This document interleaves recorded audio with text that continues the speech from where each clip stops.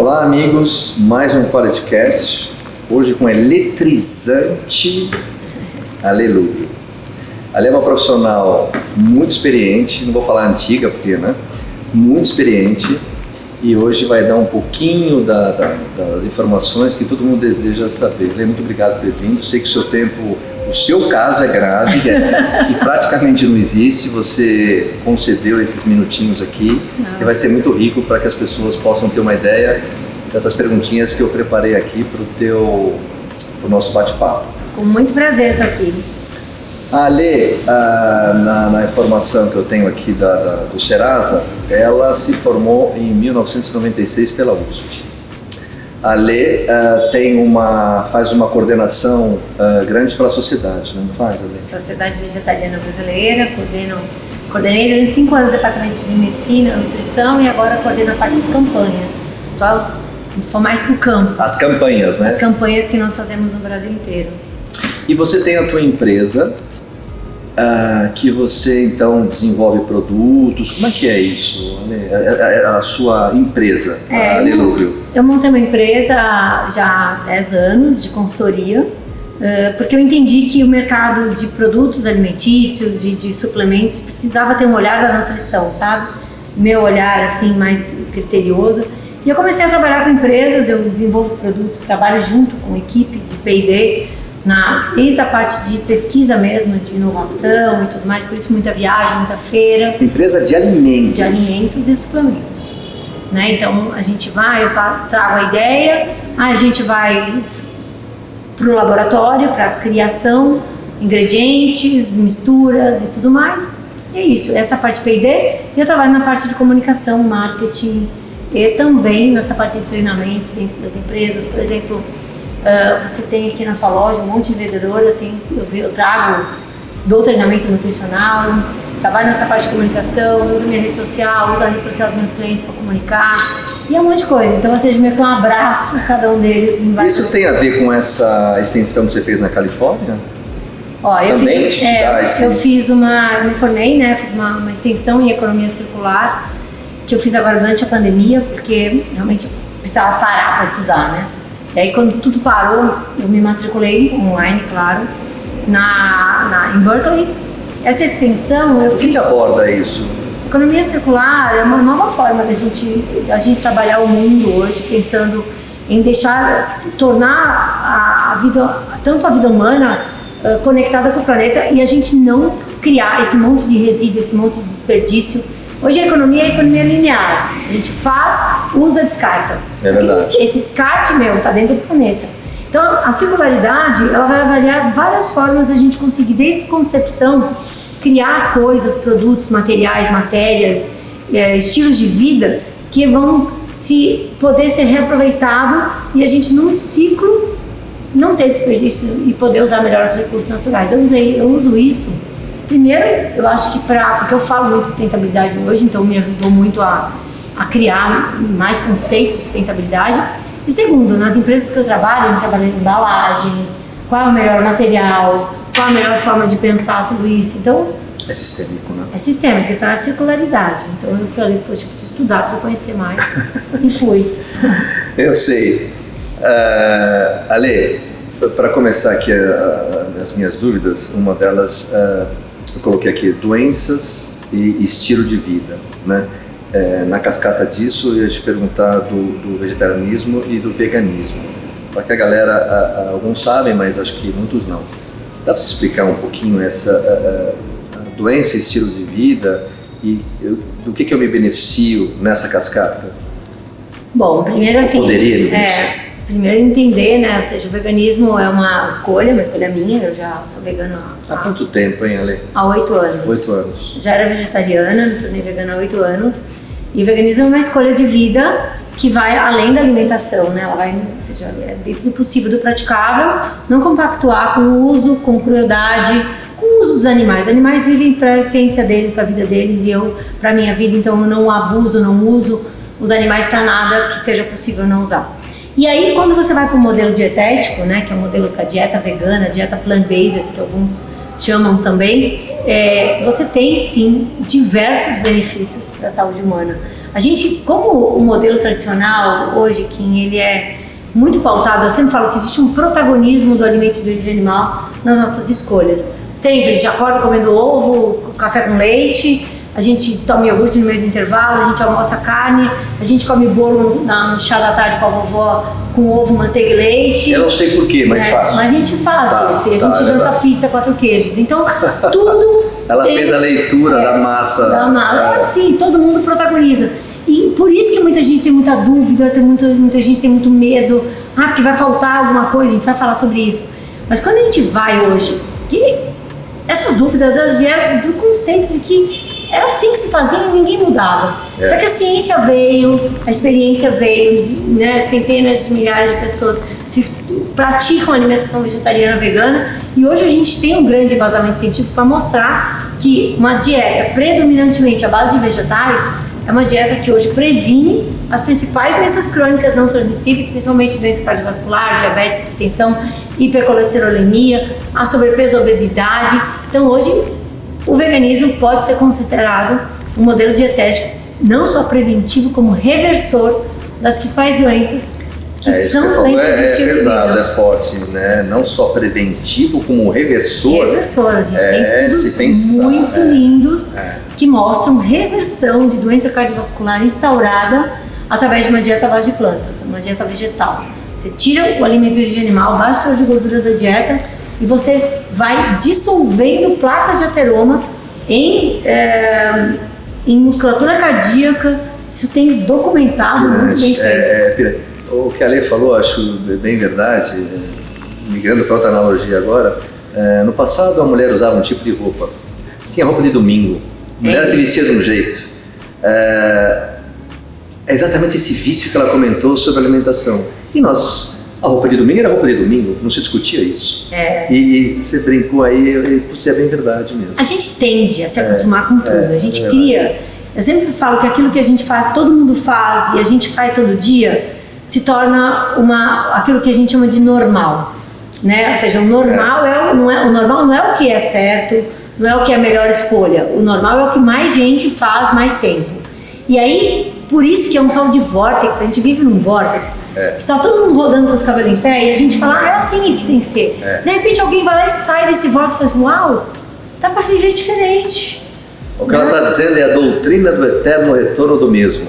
Isso já entendi. Ou seja, cachorro mordendo o rabo. É isso. Mas quando se diz uma dieta harmônica, a gente precisa do mínimo educação, né? Eu queria te perguntar o seguinte, eu sei que a sua luta é grande, você é muito enfática e muito convincente, mas você concorda que sem educação... Não, sem educação nada acontece. E aqui no Ocidente é uma luta bem... Não exatamente o que você acabou de falar sobre o... Né? Bom, Brasil, a gente tem várias questões. A educação no Brasil é algo muito grave, porque além de tudo a gente tem uma disparidade social, socioeconômica muito grande, o que complica muito o acesso à informação e principalmente a possibilidade de ter um raciocínio lógico por conta de falta de embasamento educacional. Isso dificulta muito as escolhas alimentares das pessoas, porque elas não têm discernimento real, são muito volúveis àquilo que é a tradição, são muito volúveis ao marketing e aquilo que se faz, e muitas vezes também a disponibilidade financeira para comprar alimentos.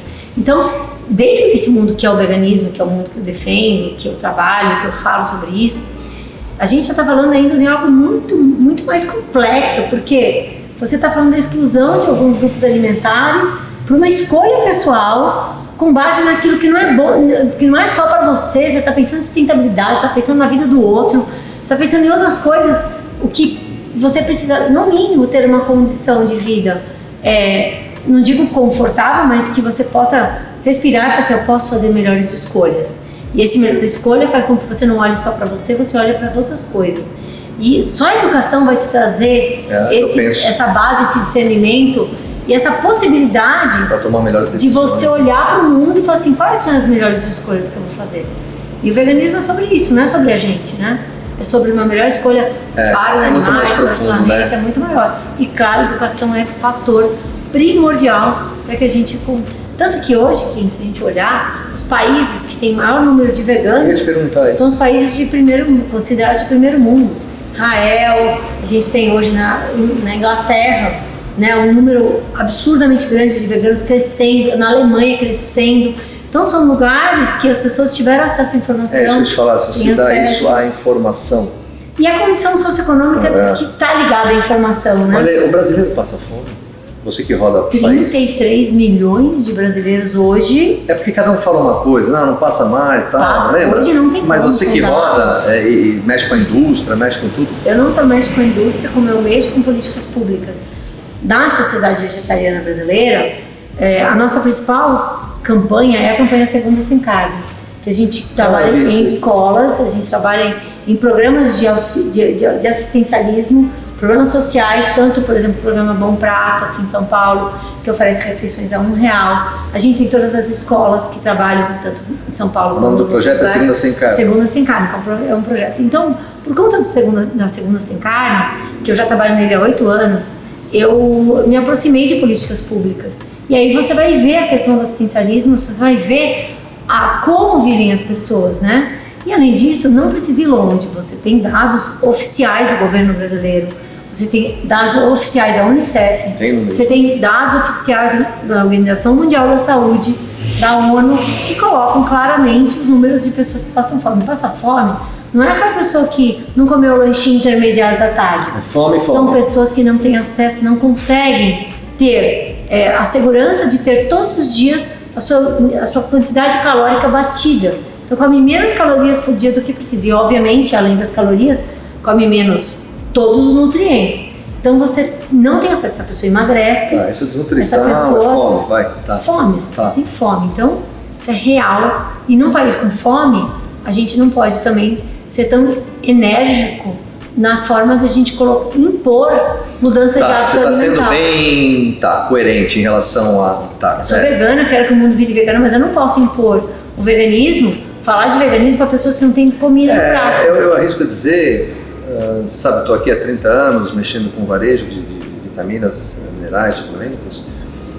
Não quero te colocar numa saia justa, mas não são todos os seus colegas que pensam assim. Esse cuidado que você teve, não ouço assim, mas bem legal, bem legal. Eu falo que eu me desconstruí como nutricionista. Assim, são 25, 26 anos esse ano de profissão. Nossa. E eu comecei no consultório, como todo mundo emagrecendo. Você tem a leitura toda. Emagrecendo gente, eu tive a oportunidade, seja pelo meu trabalho, como também pelas oportunidades que a vida nos dá, de ter um consultório. Eu tenho trabalhado em Jardins, na região nobre, com médicos muito famosos, e cresci, atendi muitas pessoas importantes. Meu consultório sempre foi muito a gente sabe, bacana, a sua história sempre foi bombada no seu consultório. E eu sempre trabalhei com pessoas com muito poder aquisitivo, com pessoas que podiam escolher. Só que assim, quando eu comecei a entender que a nutrição é uma ciência muito importante, que envolve diversas arestas, e que eu tenho dentro de mim uma questão de justiça social, uma questão de justiça ambiental, por isso o veganismo, justiça com relação ao tratamento.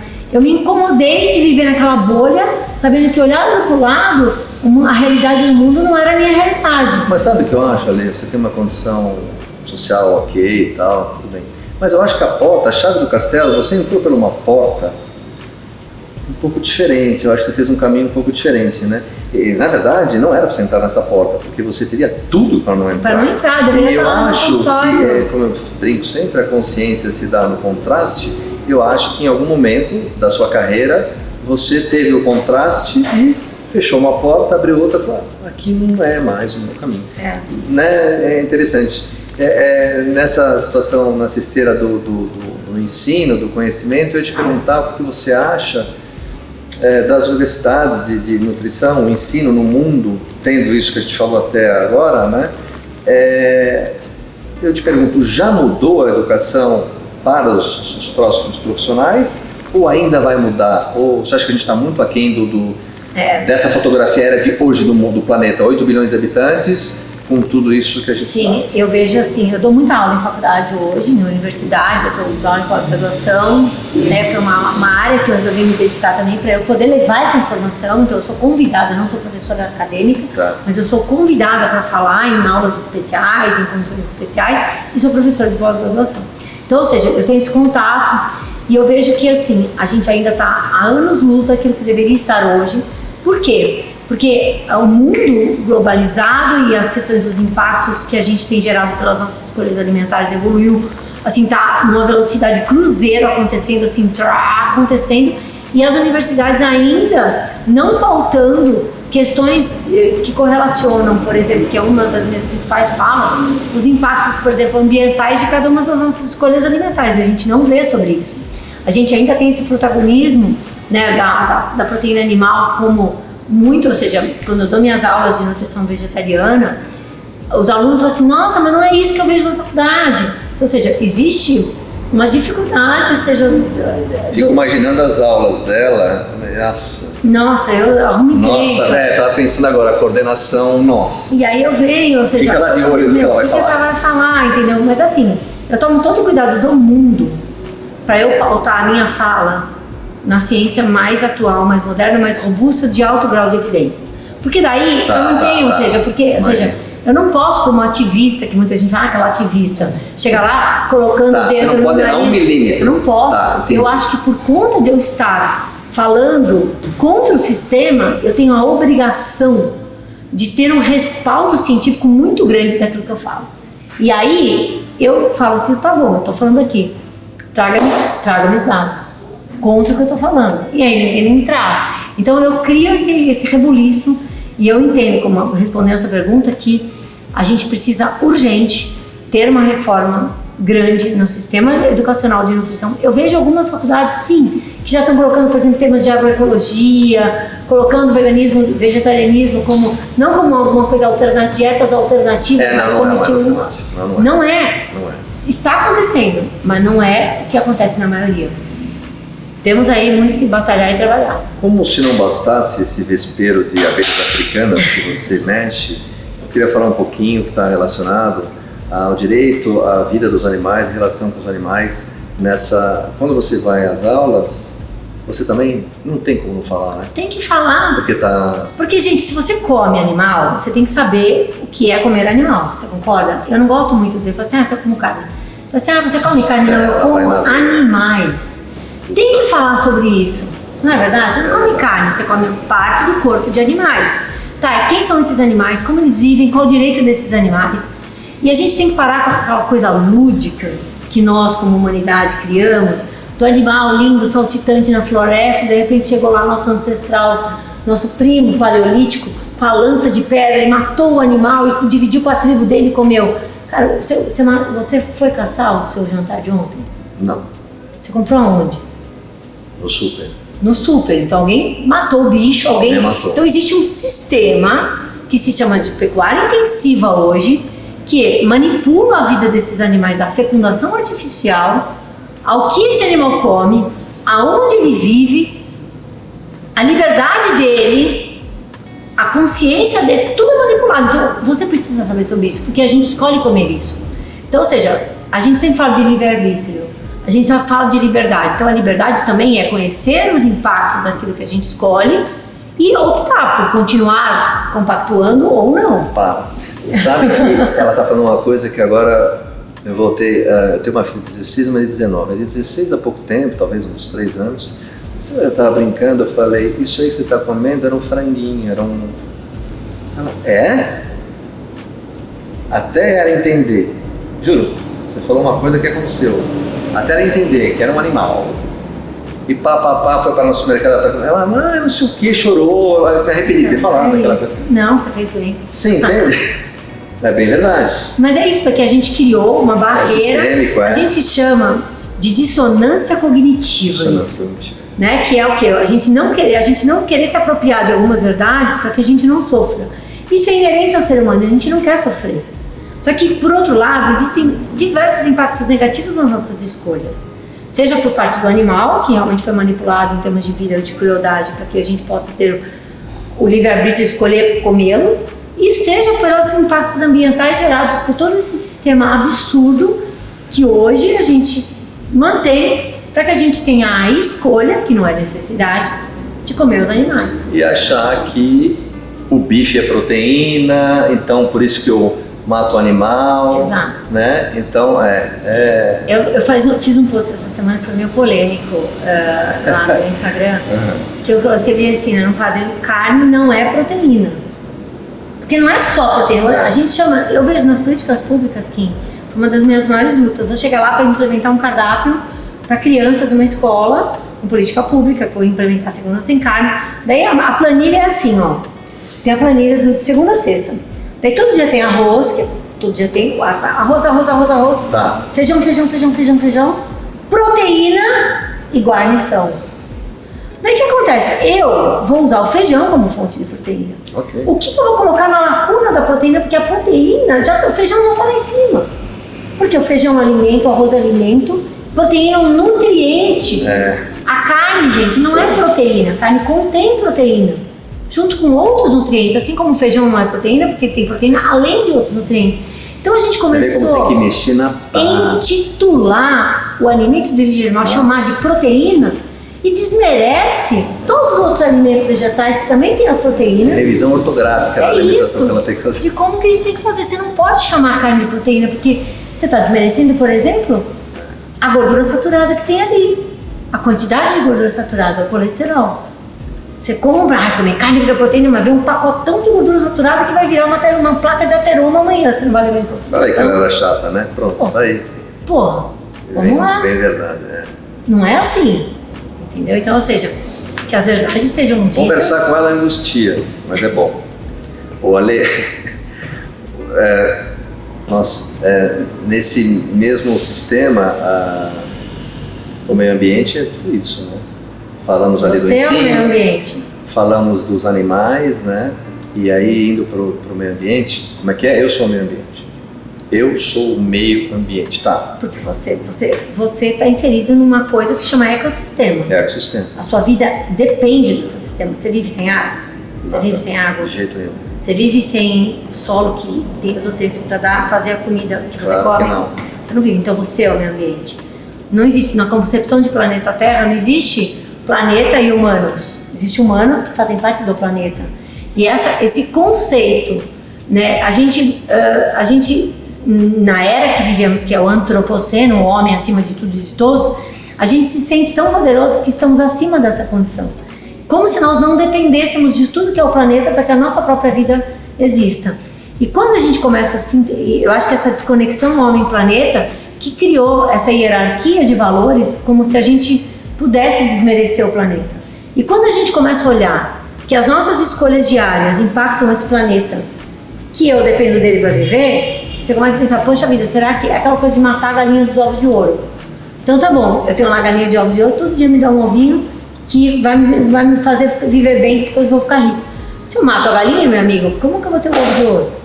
Se eu destruo o planeta, se eu tenho hábitos que estão aumentando o aquecimento global, que estão desmatando, contaminando água, usando água potável, como que eu acho que eu vou continuar a minha vida de uma forma, pelo menos assim, razoável?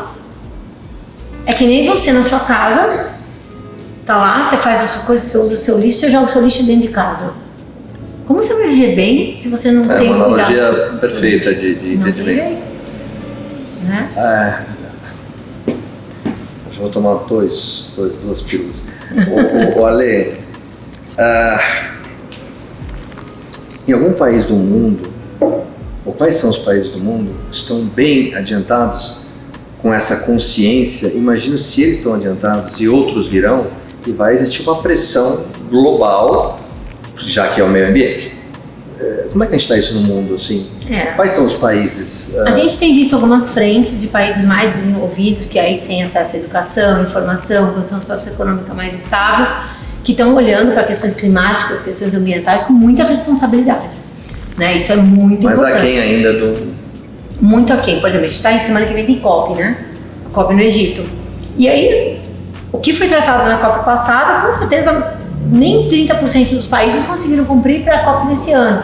Por exemplo, o Brasil é um deles que catastroficamente está muito aquém e é um país que realmente faz muita diferença para o planeta em termos de questões climáticas, questões globais, porque a gente hoje ainda tem a maior floresta úmida no mundo. Isso tem muito a ver com o clima global e com as questões ambientais globais, né? Então eu entendo o aquecimento global hoje como como a principal questão planetária, porque o aquecimento global ele vai levar à escassez de água, ele vai levar às questões que vão levar à desertificação de solo por conta de mudança de chuva. Isso vai fazer a falta de comida acontecer e aí vai aumentar a pobreza, vai aumentar a fome e aí a humanidade brigando. Então, ou seja, a mudança climática é o ponto primordial. E a gente vê poucos países ainda com condição, inclusive, de se dedicar a reduzir seus impactos, como deveria, na necessidade que o planeta espera. Sério isso. Você sabe que ela cerca tudo. Ale, você falou, não sei onde eu vi você falando isso, aquilo é de chorar. Não sei se eu concordo, eu queria que você comentasse. Você fala em algum momento que, de alguma maneira, me corrige, que a gente precisa comer o suficiente. Aquilo para mim foi duro de ouvir, mas ao mesmo tempo, eu sou muito crítico, eu fiquei ecoando aquilo que você falou. Sobre comer o suficiente. Você tem que fazer uma imersão, trabalhar bem lá dentro. Eu queria ver até onde você tinha razão, até onde você estava louca de fato. Mas não estava não. Dá para você comentar isso? É que você falou do mundo, você acabou de falar disso tudo. Aí eu lembrei de comer o suficiente, que parece que é a solução. Para mim, nesse ponto de vista nutricional alimentar e outros pontos de vista também, suficiência eu combino com uma palavra: eficiência. Suficiência, eficiência. O que é isso? O suficiente é você consumir o quanto é necessário, evitando que se falte e evitando que se sobre. Porque se faltar, algo desequilibra. E se sobrar, algo desequilibra também. Tá? E quando a gente fala da nossa saúde, a gente sabe, vamos trazer a saúde humana versus a saúde planetária. Né? Na saúde humana, que é a minha área, né, de atuação, a gente sabe que carências nutricionais levam a desequilíbrios nutricionais, desequilíbrios de saúde, que podem culminar em doenças e outras questões. E os excessos que ninguém fala? Hoje a gente vive numa sociedade... O pior são os excessos. Claro, a gente fala qual a principal causa de morte no mundo? A principal causa do mundo, se não me engano, é infarto. Doença cardiovascular. 44% das mortes no mundo, 30% das mortes no Brasil. Segunda? A segunda, acho que era tabagismo? Não, câncer. Câncer. Então, ou seja, quando a gente olha por que a gente está morrendo, a gente começa a entender que hoje as doenças do estilo de vida, que quando a gente fala de doença cardiovascular, a gente está falando do que leva a doença cardiovascular: diabetes, hipercolesterolemia, hipertensão arterial, sobrepeso e obesidade levam a uma doença cardiovascular. Tudo isso aqui tem a ver com excesso. Isso aqui tem a ver com excesso de consumo de calorias, muito bom isso. De calorias diárias que culminam em mais gorduras, em mais açúcares, em excessos. Então, ou seja, quem que você conhece que morreu? Estados Unidos da América pode ser... Absurdo. Né? Quem que você conhece que morreu de carência nutricional? Morreu, faltou proteína, morreu ontem, morreu meu primo, morreu, faltou proteína. Você viu? Conhece? Então a gente tem que entender que hoje, né, dentro de uma condição de pessoas que eu acredito são as pessoas que estão nos assistindo, que são pessoas que têm direito à escolha e têm acesso à comida, a gente peca mais pelo excesso. E esse excesso não só está levando a desequilíbrios fisiológicos, metabólicos, que culminam a doenças crônicas, levam a doenças crônicas, como também esse excesso, ele está corroendo o planeta. Porque a gente já é quase 8 bilhões. Além da doença. Exato. Porque eu consumo, além do que eu preciso, que vai requerer o uso de recursos naturais muito maiores, e a gente não para de crescer como população humana, somos quase 8, em 2050 seremos 10 bilhões de pessoas, e a gente fala em escassez de comida, a gente fala em escassez de recursos naturais. Cara, a gente tem que comer só o suficiente, porque o excesso vai me levar a doença. Mas e vai volta lá naquilo que a gente falou no início, a educação. Se não tiver a base lá, eu vou continuar andando. A gente tem que entender que a gente tem que parar de colocar a condição também, ou seja, para pessoas que têm poder de escolha e condição socioeconômica, não é só eu estou pagando, então como que eu quiser.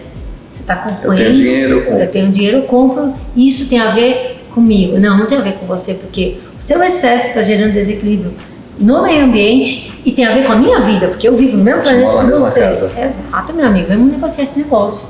Se for só pela sua obesidade, pelo seu infarto, que vai encurtar a sua vida, é problema seu. Mas o seu excesso está levando o problema para a minha casa e vai impactar a minha vida, então a gente vai negociar. Ale, pegando esse seu gancho, que você tem esse temperamento, né, difícil, mas essa força, assim, seria quando a gente pega um vegano, etc e tal, essa vontade, essa bronca, é por isso, né? A gente, porque assim, mais ou menos por de isso. verdade, ninguém se torna vegano, porque sim. Porque, cara, eu já acordei vegano. Cara, o veganismo é uma construção que envolve seus próprios valores, sua personalidade. Porque você, de verdade, o mundo não é vegano. Não é tão simples ser vegano no mundo não vegano. Então você se impõe, até uma certa dificuldade em alguns momentos, algumas condições, para que você possa fazer algo que esteja alinhado com seus valores, seus propósitos. Ou seja, eu, Ale, sou vegana porque eu não quero compactuar com qualquer crueldade com os animais para que eu possa viver minha vida. Sou vegana porque eu entendo que eu tenho a obrigação de cuidar do planeta, de ter uma pegada ambiental menor pelas minhas escolhas, porque eu vou consumir o suficiente daquilo que é melhor para o planeta. Eu sou vegana também porque eu sei que é a melhor forma de eu cuidar de mim, da minha própria saúde. Então, o que eu quero dizer com isso? Quando você entende que você está fazendo isso por algo que a minha saúde, de verdade, ela veio por último quando eu falei que bom que ainda é bom pra mim. Porque eu me tornei vegana pelos animais, pelo planeta e tudo mais. Então, é minha atitude menos egoísta. Mas você não é catequista.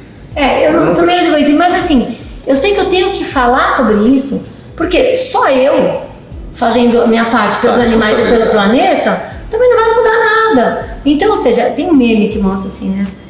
Virei vegana porque eu sei que é a melhor escolha que eu faço, vou ficar quietinha, é por mim mesmo, pelos animais. Eu tô fazendo a minha parte.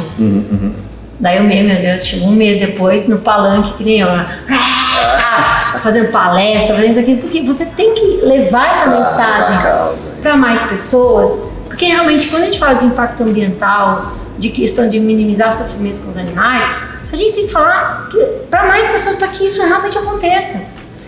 Só que tem que ter metodologia de comunicação, porque eu não posso chegar para você, colocar o dedo no seu nariz, você vai se sentir ofendido, não vai olhar, não vai escutar.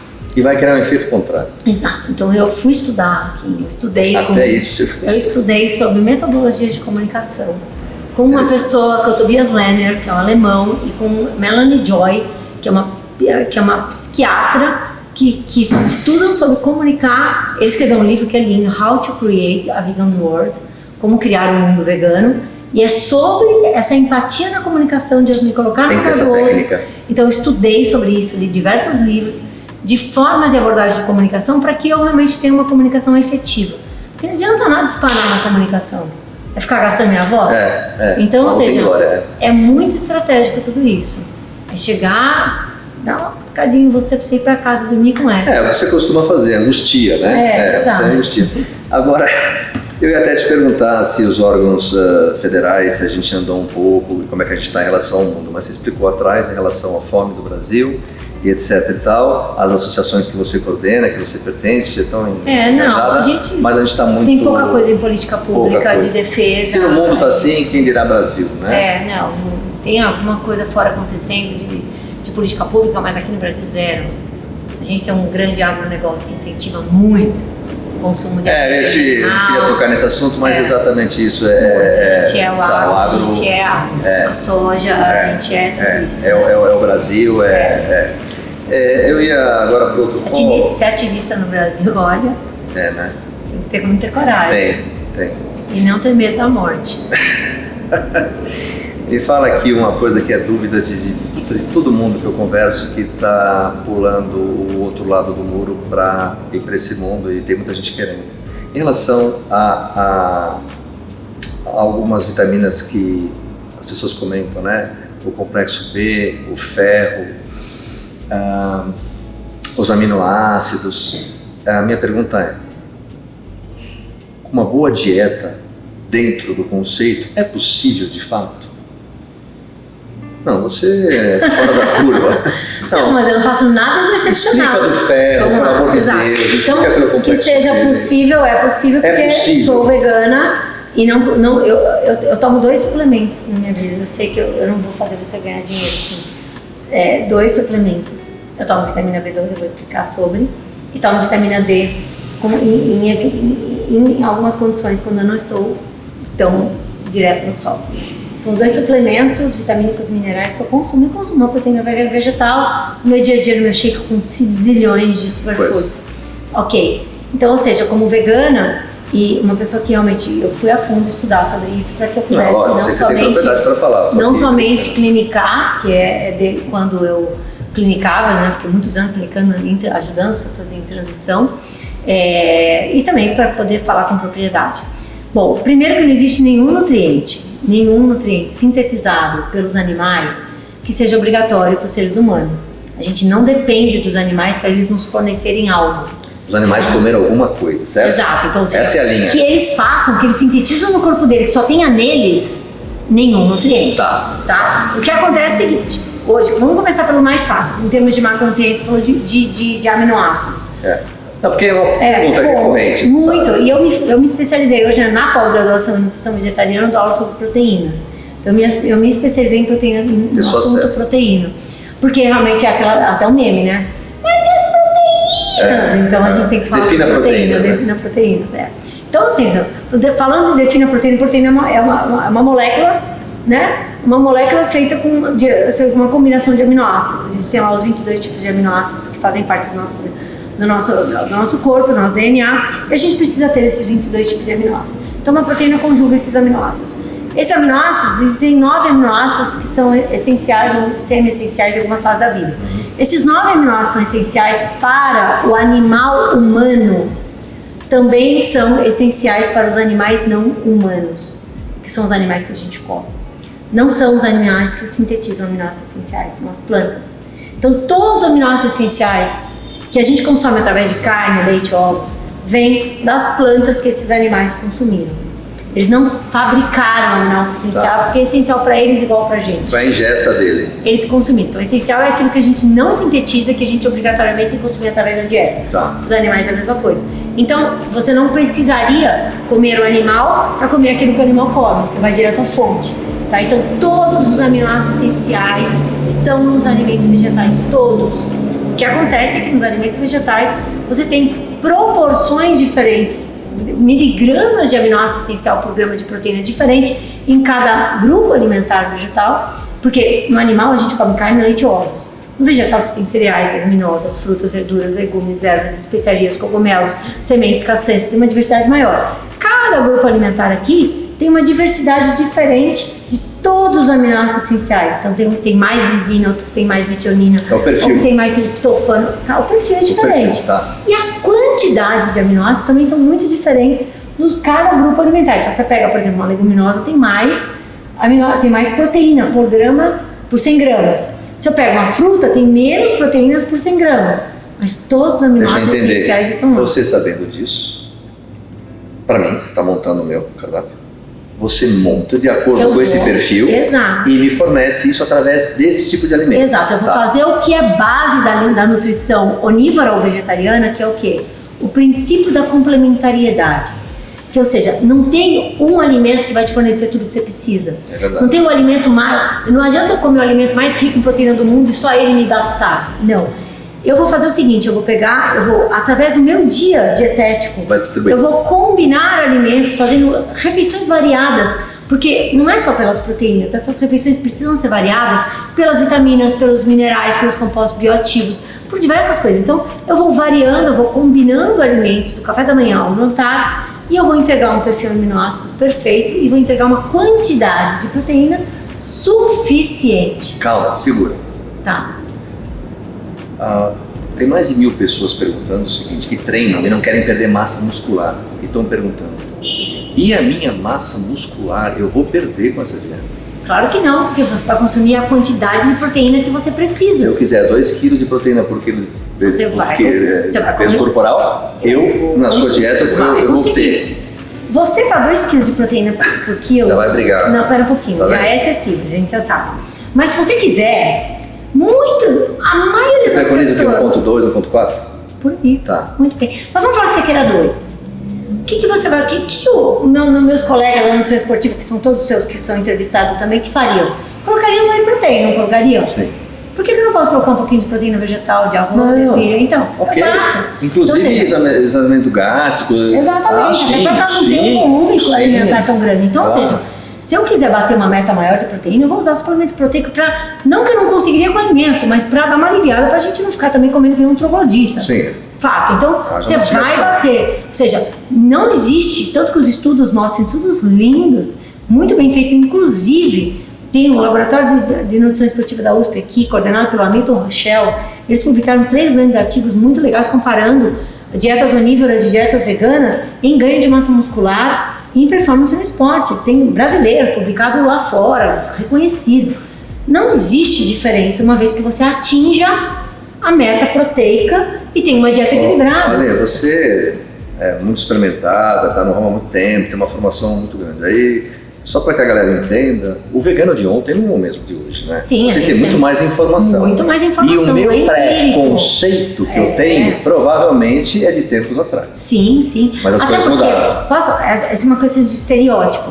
Lá atrás, eu também, ou seja, hoje, né, ou seja, tenho colegas, amigos veganos em todas as áreas de atuação, do advogado ao marombeiro, ao isso, aquilo e tudo mais. E classes sociais diferentes também. É que lá atrás, o conceito de vegetarianismo e veganismo, ele veio muito associado a esse mundo mais místico. É isso que eu te porque são pessoas mais abertas, mais paz, amor. E a pessoa do amor, ela vai ser vegana. Então veio desse movimento mais hippie, esse movimento mais místico. E aí o restaurante vegetariano tinha um monte de incenso, um monte de hare-hare. É isso aí, pelo menos ela falou. Trancinha, é fato. Eu também, eu virei vegetariana, eu era criança, eu era adolescente. E eu ia na caixa de produtos naturais aqui em Moema, e quem me atendia, alternativo do Alan, ele me atendia de chinelinha de dedo, saia. E aquele era o estereótipo. Lá eu comprei meu primeiro livreto de coisas, a coisa indiana, falando que era vegetarianismo. Então, ou seja, porque quem praticava tinha esse estilo de vida, esse estereótipo. Mas depois que veio tanta coisa, consciência, ciência e um monte de questões, cara, muita gente de todas as áreas passaram a se alimentar só de vegetais. Como eu falei, eu tenho meus amigos, eu tenho uma amiga advogada que tem em Brasília, vegana. Então, ou seja, não tem mais esse estereótipo. Então fala, menstruação. Vamos falar, a gente não falou dos outros nutrientes, né, que tem a ver com menstruação. Ferro. Falando de complexo B, ferro. Complexo B não falei ainda. Não? Vou falar de vitamina B12, vou falar ainda. Vamos falar do ferro agora. Ferro. Primeiro que, se você olhar as revisões sistemáticas da literatura que mostram hoje a incidência de anemia em populações vegetarianas e onívoras, não existe diferença. Populações vegetarianas e onívoras... Nossa, é difícil acreditar. Não tem. O que acontece são algumas coisas. Qual a maior incidência de anemia no mundo? Mulheres jovens que menstruam com abundância. Isso é um problema de perda de fluxo de fluido. Tá. Isso não tem a ver com a alimentação. Ou seja, e normalmente, essa pessoa que chegou a essa deficiência por ter um fluxo muito grande, ela não vai corrigir com a alimentação essa questão, ela vai corrigir com suplementação. Você não corrige, você pesada, vai... né? Uma onívora que tem uma deficiência de ferro, que chegou a um grau de anemia por perda menstrual, ela vai corrigir, ela não vai só come bife no café da manhã ou jantar, não vai ser isso. O médico que fala isso está totalmente... Bife de fígado. De fígado, pelo amor, cheio dos contaminantes, os poluentes persistentes que o bicho entra em contato. Mas enfim, não é. Então, ou seja, não existe mais incidência. O que acontece é que existem 2 tipos de ferro. Tem o ferro M e o ferro não M. O ferro M ele é característico da carne vermelha, porque ele está acoplado a uma proteína, porque já é o ferro que o bicho modificou e já acoplou a proteína para fazer parte das hemácias e tudo mais. E esse ferro, por ele estar acoplado a uma proteína, ele sofre menos interação com os outros nutrientes da dieta e absorve melhor do que o ferro virgem, que é o ferro natural, que é o ferro não M, que também está na carne, que também está na carne branca, mas que está no reino vegetal, só tem ele. Então, o que a gente... Essa história de absorção que levou as pessoas a pensarem que a carne seja o melhor alimento para suprir a necessidade de ferro, porque ela tem uma melhor absorção.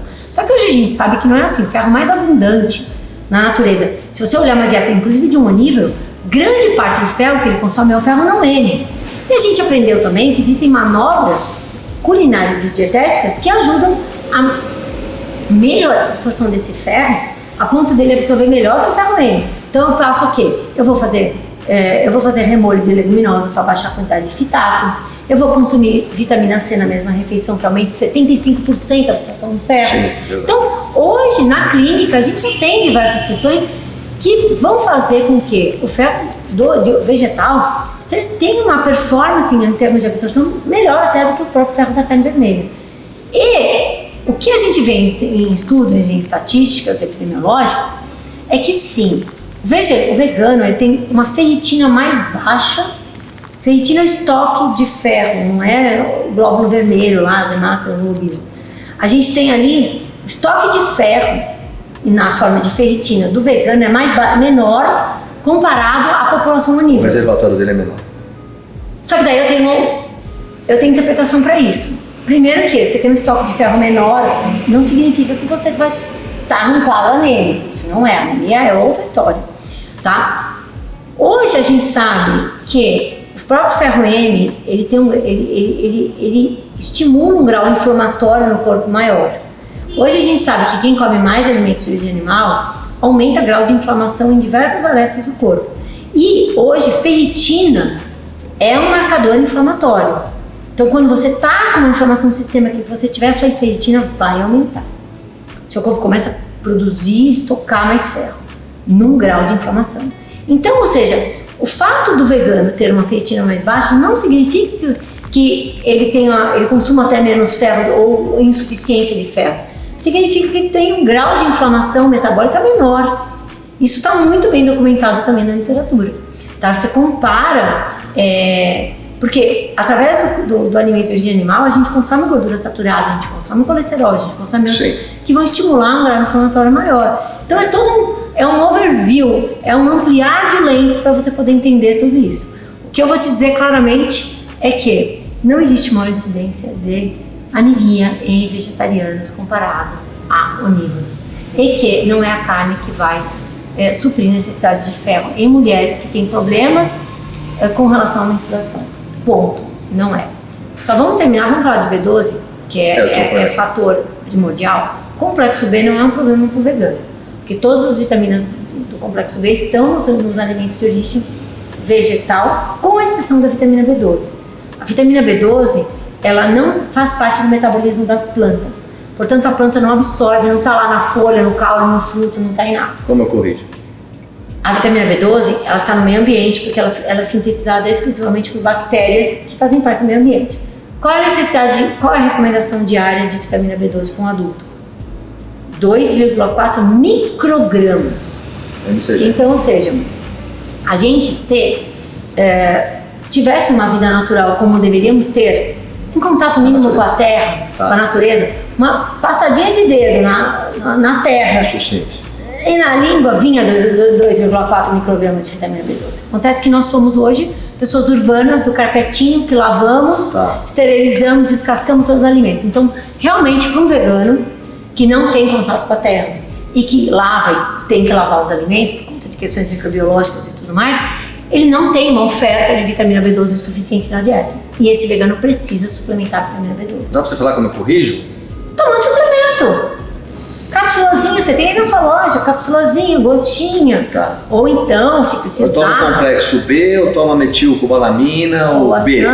Posso fazer... Como é que eu oriento? O que eu faço é o seguinte... O B-complex. O que a gente sabe hoje é que, por exemplo, na legislação brasileira, a gente não pode colocar em suplementos de prateleira mais do que 100% da recomendação diária. Tá. E realmente, hoje, como a B12 é uma vitamina que sofre demais em termos de absorção, porque a gente precisa ter um pH do estômago correto, para a gente ter o fator intrínseco sendo produzido pelo estômago, para a gente clivar a B12 da proteína que ela vem acoplada, que ou é uma base de metil, ou um cianeto e tudo mais. Então, o que vai acontecer? A gente sabe que a gente absorve uma quantidade muito pequena daquilo que a gente consome de B12. Então, infelizmente, consumir o VD, que é o que está no complexo vitamínico mineral, normalmente não é o suficiente. O valor diário que vem não é. Não é, então a gente precisa de doses, a gente precisa fazer uma sobreposição de quantidade. Então a gente recomenda doses muito maiores, por isso que normalmente a gente ou recomenda medicamentos de B12 ou manipula B12. Por exemplo, eu uso 1000 microgramas dia, né? Dia ou então cada 2 dias e tudo mais. E claro, às vezes exame laboratorial para entender. Tem pessoas que são pessoas que poupam muito a B12, porque a B12 é reciclada no intestino também. Tem pessoas que reciclam muito bem, tem pessoas que não. Então, tem pessoas que não precisam de uma suplementação, de repente 2,4 microgramas seja suficiente. Mas a gente sempre recomenda que, mesmo, não faço exame, não tenho plano de saúde, é muito caro, virei vegano, toma 400 microgramas por dia, que não vai te Que faltar. é uma boa medida. É uma boa medida.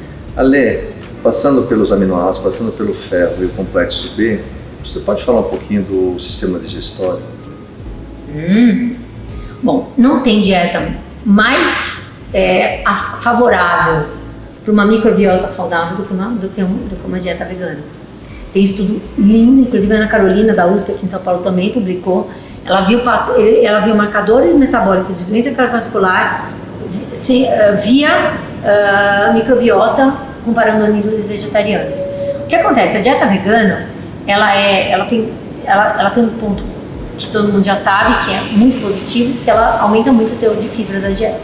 Então o vegano, ele extrapola a recomendação diária, que é de 25 a 35 gramas de fibras por dia entre homens e mulheres. Então, uma dieta vegana que coloque 2, 3 porções de leguminosas por dia, cereais integrais, frutas, verduras e legumes, facilmente bate 50 gramas de fibra por dia. E são fibras fermentativas, são as fibras prebióticas. Tá. E então, toda vez que você... É um alimento. Numa dieta vegana, você alimenta melhor as suas bactérias, que são as bifidobactérias, são as bactérias consideradas aquelas boas para a nossa saúde, que tanto atuam no sistema imunológico como também na síntese dos ácidos graxos, que são marcadores metabólicos de várias coisas muito bacanas. Então, ou seja, a gente nutre as bactérias boas. E outro lado, com uma dieta com baixo teor de carboidratos, que normalmente essas low carb da vida, cheias de produtos de origem animal com muita gordura, a gente tem uma mudança drástica na microbiota, diminuindo muito a população dessas bactérias benéficas, porque elas não têm comida para comer, porque não tem fibra, né? E a gente aumenta muito as putrefratórias, as bactérias que estão relacionadas que lidam com gorduras saturadas e também com proteínas, tá? E aí a gente cria, né, a bactéria, a gente sabe que a microbiota intestinal hoje, ela sinaliza diversas coisas, ela faz síntese, tanto de ácidos graxos quanto sinalizadores. Se a microbiota está ok, essa saúde tem a ver com o mecanismo de saciedade, com a síntese, né, de grelina, de outras... A grelina você fala da vontade de comer. A vontade de comer, tá tudo ligado à microbiota. Tá. Então, ou seja, a gente sabe hoje que uma alimentação prioritária à base de vegetais, ela vai modular de forma muito positiva a sua microbiota. Isso o Murilo fala direto, tanto que ele me olha e fala assim, eu lembro de você toda vez, né, que a gente fala isso aqui, que ele fala de dieta plant-based e tudo mais, a gente tem mostrado os estudos, está muito configurado. E outra coisa, que é muito interessante, isso aí é uma fofoca de consultório e também de amigos veganos, né? Na transição para o vegetarianismo, as pessoas passam a comer muita fibra de um dia para o outro, começa a aumentar muito, né? Isso interfere diretamente na motilidade intestinal. Então, muitas pessoas que são constipadas resolvem o problema com o veganismo, porque você passa a ter uma mudança na microbiota e começa a ter um fluxo intestinal maior, porque você tem muito mais fibra, muito mais água. Então, ou seja, se resolve a constipação intestinal com um problema sério. Você está dando uma informação que a gente está aqui no ponto de venda há tantos anos e recebe os colegas aí, os médicos que mandam para a loja, os seus colegas, e eu percebo e comento muito com teus colegas que a síndrome do intestino irritado é uma loucura ultimamente. Nossa. Aí eu ia até te perguntar, melhora? Muito. Porque você vai tratar muito. Eu tratei diversos. Primeiro que a gente precisa deixar claro, a síndrome de intestino irritável e outras doenças hoje intestinais são de cunho psicossomáticos. A grande maioria delas. A gente tem aqui pegando fogo, aqui em cima borbulhando milhões de coisas, preocupações, dores, amores e o que for, né? E tudo mais, ninguém tem isso hoje. E a gente tem o nervo vago, Nerval. que vai vaguear o corpo e a primeira terminação do estômago, o segundo é o intestino. Então, ou seja, meu amigo, se isso aqui tá soltando faísca, vai faiscar ali. Então, daí não tem dieta plant-based que resolva quando você tá, ou seja, com essa questão, né, psicossomática acontecendo. Mas o que a gente sabe é que você bombardeia o seu intestino, você mexe bastante nas vilosidades intestinais, que abrem permeabilidade, aí você começa a colocar alimento em contato, alimento ainda em condição não preparada para ser absorvido, que não é nutriente, é alimento, em contato com o sistema imunológico, você abre a porta e aí começa a ter todas as reações e tudo mais. Né? Então, ou seja, primeira coisa, cuidar da cabeça. Isso aí não é dieta, não é só dieta. Primeira coisa, eu preciso trazer isso. Imagino que muita gente está se identificando com isso. É isso, cuida da sua cabeça, não muda. Manda, assim, separa do marido, muda de trabalho, vai viajar, não interessa, faça, porque não adianta você vai se bombardear a vida inteira, não adianta você. A gente não vai ficar chupando gelo com dietinha, com modulação intestinal. Modulação intestinal, eu falo com muita categoria, eu tenho muito colega meu, modulação intestinal, cuida da cabeça do seu paciente, primeira coisa que você vai fazer. Segunda, bela dica. Não tem jeito, cara, não adianta, é enxugar gelo. E a segunda, claro, uma alimentação que vai ajudar a fortalecer a sua microbiota intestinal, porque você fecha essa vilosidade. E aí vai. Eu ia te perguntar aqui o que muda no comportamento humano, né, sem ingestão de carne, mas você respondeu tudo. Né? Me fala uma curiosidade, na linha do tempo, quando o homem não comia carne, o que a ciência tem de história, não sei se tem, em relação a ossos, de adição e tal, como é que era a saúde desse indivíduo? Não, primeiro que o homem sempre comeu carne. Sempre comeu carne, por quê? Porque o homem lá no Paleolítico, lá na da pedra, né? Ele era coletor, ele não fazia agricultura, sim. Ele era coletor e ele observava a natureza e ele observava o comportamento dos animais. Então ele ia lá, via um franguinho lá, vou comer esse negócio aqui, mas ele não comia que nem a gente que faz filé de frango. Se o animal ia pra lá, ele ia junto, ele não ficava na terra. Exato, então ele comia, só que assim, caçador-coletor, né? Ele era, exatamente, só que assim, dava muito mais dificuldade, era muito mais difícil caçar do que coletar. Então a proporção dessa carne versus outros alimentos, ou seja, o alimento vegetal sempre foi protagonista da dieta humana até chegar à Revolução Industrial agora. Né? Ou então os grandes, os sacerdotes, a elite da sociedade em que se ofereciam animais para serem alimentados, então eles tinham mais proteína na dieta. Mas a grande parte da humanidade passou esse protagonismo animal, veio no século passado, depois da Revolução Industrial, em que a gente começou a criar pecuária intensiva, porque até então a gente fortaleceu a agricultura e tudo mais, e o que fez a humanidade evoluir, né, foi basicamente, a gente sabe, como a gente fala que foi comer carne, mas os estudos antropológicos não mostram isso. O que fez a humanidade evoluir foi, primeiro, a descoberta do fogo, que a gente começou a pegar aquele grão, tipo, imagina, você vai colher lá, tem uma leguminosa ali, no começo, tem antinutriente, não é mastigável. Não. A partir do momento que você pegou uma batata e cozinhou, ficou molinha, você comeu 10 batatas, não comeu uma só. E aí você aumentou o teor de energia. Você está contando que a historinha que nos contam também tem muito. Porque a gente quer vender literalmente o peixe deles, né? Mas não é o que a antropologia traz. A antropologia deixa claramente que foi o fogo que tornou os alimentos mais digeríveis e mais você conseguiu adensar calorias. Então foi o aumento calórico que fez com que a disponibilidade calórica, que através dos alimentos prioritariamente vegetais, pudessem ser, ou seja, melhorou a palatabilidade, melhorou a forma de mastigar, melhorou a forma de você condensar calorias, e você aumentou calorias e aí você desenvolveu o cérebro. Ponto. Eu ia te perguntar, o cérebro já respondeu o cérebro se alimenta de carboidrato, glicose. Mas você sabe que isso é uma dificuldade de entendimento até hoje. É glicose, ele odeia as outras coisas, ele sabe usar copos cetônicos pra ele não morrer, mas ele gosta de glicose. Ele não come. Ninguém quer. Oferece um bife pro seu cérebro, o que ele vai fazer com o bife? Não vai fazer nada com o bife. Ale, o que o homem vai estar comendo daqui a 30 anos? Eu sei que você vai estar vivo daqui a 100, mas só pra passar pra galera. Cara, eu acho que assim. Nesse seu olhar. Nesse meu olhar, eu acho que eu vou te passar duas coisas, duas perspectivas. A primeira é o que o homem precisaria estar comendo? Eu acho que a gente tem vindo, assim, até na indústria de alimentos, você deve ter visto, eu vejo na sua loja que você se abriu para produtos naturais. Sim, cada vez mais. O que a gente vê? A gente viu que a gente tinha uma perspectiva que a gente seria Jetsons, né? E que a gente ia comer pílulas e cápsulas. E que bom que a gente não se tornou isso, né? Porque eu adoro comer uma comida, né? E assim, então a gente não supria. Então a gente entendeu que, por mais que a gente evoluiu, a gente fez a indústria, os aditivos, concentrou, isolou, pulverizou, fez o que for, a gente entende que nada nos traz mais nutrição, mais saúde e mais, porque a gente não come só pela saúde, a gente come por uma questão, ou seja, sensitiva, por uma questão instintiva, e a cápsula não vai suprir isso. Não.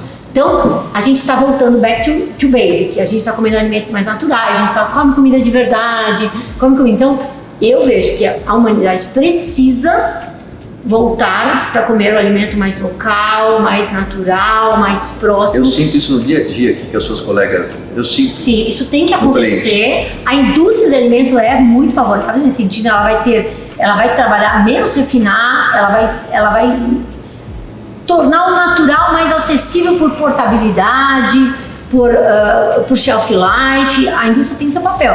Só que a indústria não vai refinar e empobrecer alimentos, ela vai enriquecer, vai moldar a natureza para entregar a natureza da sua melhor forma. Então isso é o que eu acredito que vai ser o que nós deveríamos comer. Só que esse é o meu lado otimista. A gente voltar para o basic, ter uma alimentação prioritariamente mais vegetal e mais natural. É o que todo mundo que deveria, e que vai salvar a humanidade do ponto de vista climático também, porque a gente vai reduzir bastante na pressão ambiental. Agora, eu estou um pouco pessimista porque, cara, a gente não está aprendendo com os erros, cara. A gente teve uma pandemia agora, foi criada por questões de um mercado molhado lá, cheio de coisas e outras coisas. Todas as pandemias que dizimaram a humanidade foram causadas por vírus e bactérias que vieram de animais.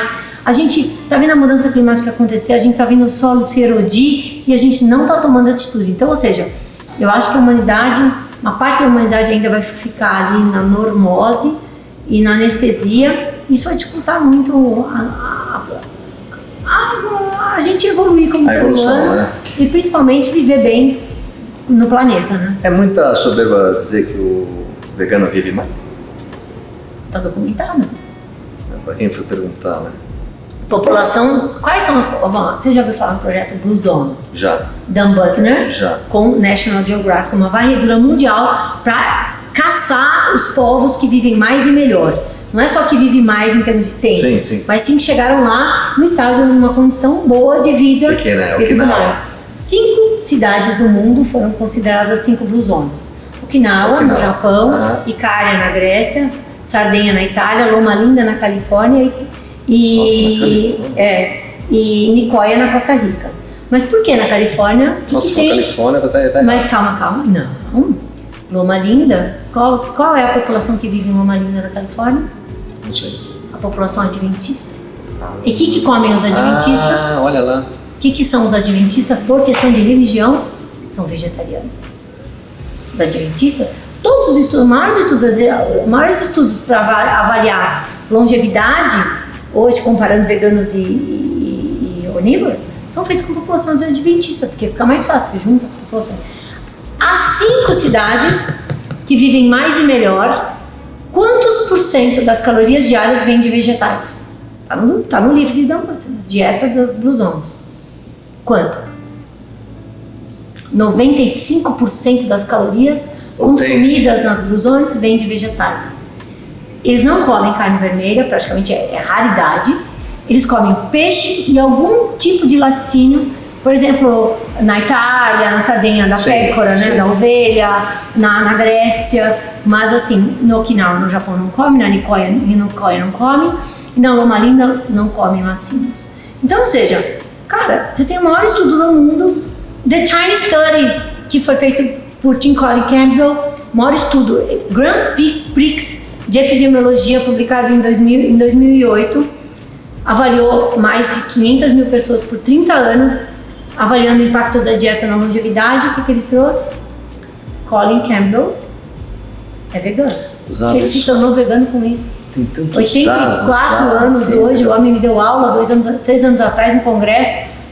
como se fosse um cara de 60. Ah, você precisa contar que tem nessa veia que você está falando. Conta aquele teu papo com o Arnold, que aquilo a galera precisa saber. Você não teve uma passagem? Tem uma Porque passagem. Porque você está trabalhando sempre nos eventos e tem uma proximidade com ele, né? Aquela história da carne é interessante. Arnold começou a defender muito. Arnold é muito amigo de James Cameron, né? Tá. Quando você tá nos filmes e tudo mais. E James Cameron, para quem não sabe, fez o Avatar. E ao longo da filmagem de Avatar, que tem aquela coisa da conexão com a natureza, a Gaia, os seres e tudo mais, eu acho linda aquela hora que o rabo, ele engata o rabo na árvore, ele obtém energia. Bom, James Cameron e sua esposa, e eles se tornaram veganos durante a filmagem e hoje são grandes ativistas veganos dentro de Hollywood e tudo mais. Tem diversos projetos, tem escolas veganas, um monte de coisa legal que eles estão fazendo.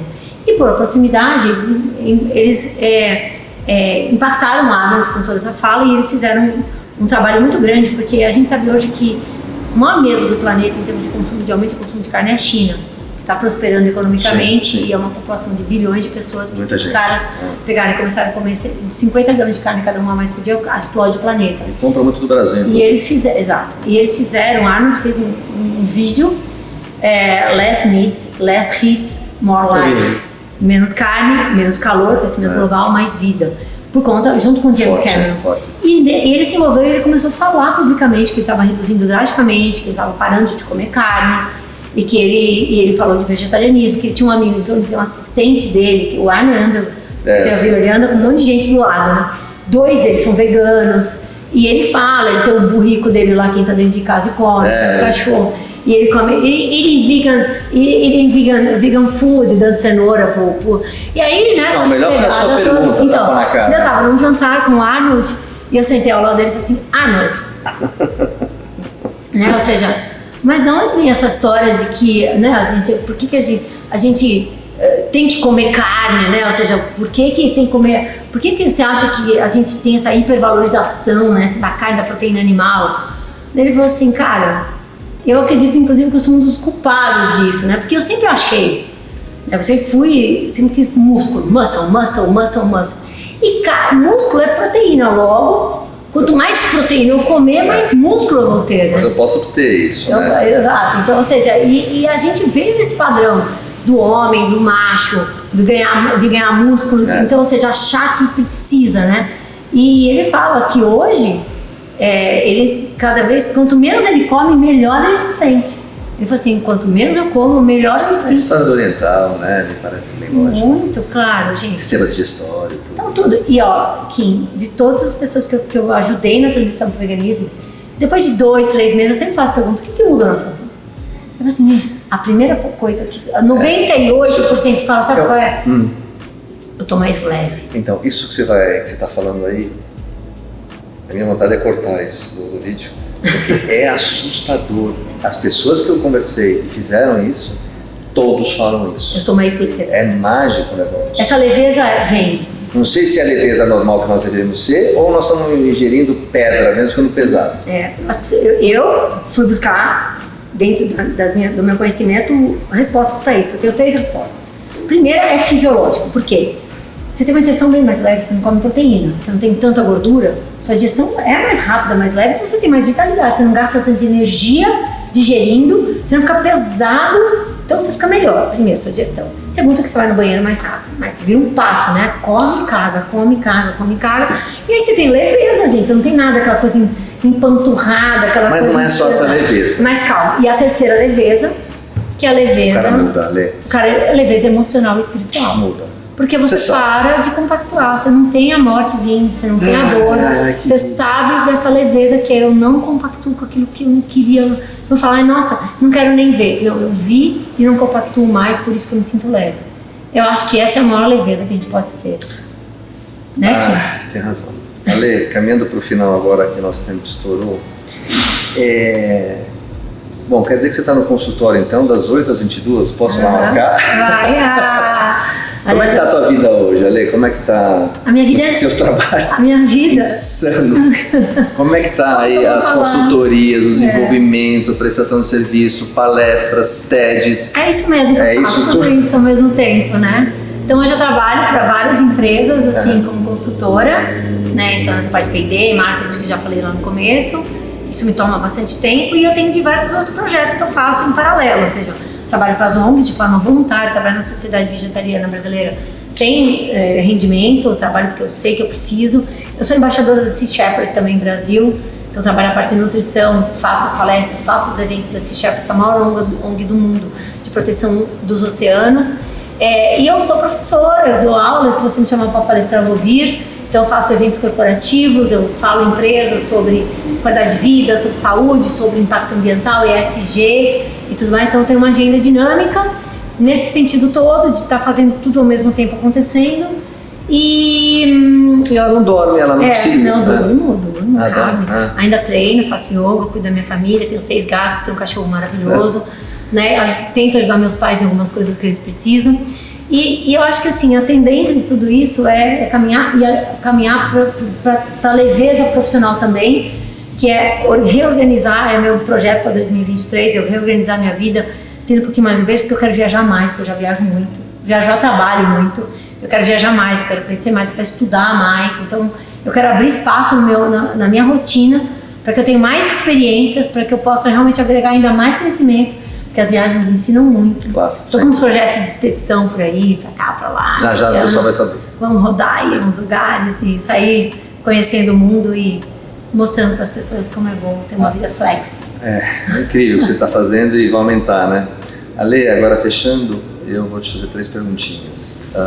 Qual produto não pode faltar na tua despensa, lá para tua família?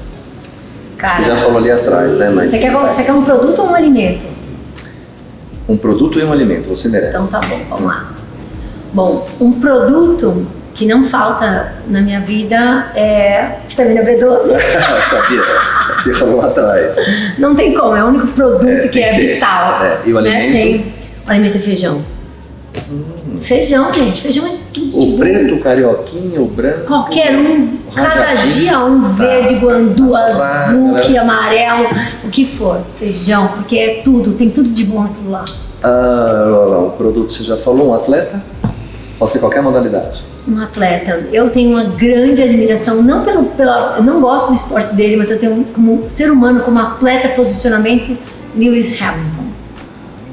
Que ele fina, né? É outra louça. Não, porque ele é vegano. É verdade. E porque ele entra nas lutas de classe racial, ele é uma pessoa que não tem medo de usar a fama dele, que eu acho que todo mundo que é famoso deveria usar pro bem das pessoas. E o Hamilton, ele fala, ele não tem medo e ele se bate na frente, e eu gosto de pessoas assim. Não dá certo nenhuma, mas agora a última vai dar. E um ídolo? Eu tenho um ídolo. Tem alguns, né? Mas assim, pouquíssimos. Mas tem um que eu queria trazer aqui, que é Joaquin Phoenix. Quem é Joaquin Phoenix? O cara lá do Batman. Que é um maravilhoso, é vegano desde criança. E ele também usa a voz dele pelos animais de uma forma que se eu tivesse a fama dele, eu usaria. Você não lembra no Oscar de 2020, que ele ganhou o Oscar no filme lá você não lembra? Que ele fez um discurso. Que ele fez Gladiador. Isso! Que tem e ele ganhou o Oscar, o discurso dele do Oscar. Ele é do cacete. Eu chorei. Coloca no Google, quem tá aqui mesmo, coloca no Google lá, Joaquin Phoenix Oscar. Não, tá. É isso aqui, e vê lá o discurso. Você falou Batman, eu queria que você falasse Coringa, eu já... vai, isso. Mandou bem. Mas o cara, não sabia, ele usa a fama, eu gosto de pessoas ativistas. Meus líderes são ativistas. Eu tenho líderes como ambientalistas, pessoas... Eu acho que a gente não tá nesse mundo só para fazer coisas pra gente, porque o mundo é coletivo, não é individual. E o ativismo é você usar o que você tem da sua energia, da sua força, sua fama, seu conhecimento para fazer coisas boas em prol dos outros. E aí, quando você melhora o mundo dos outros, o mundo melhora junto.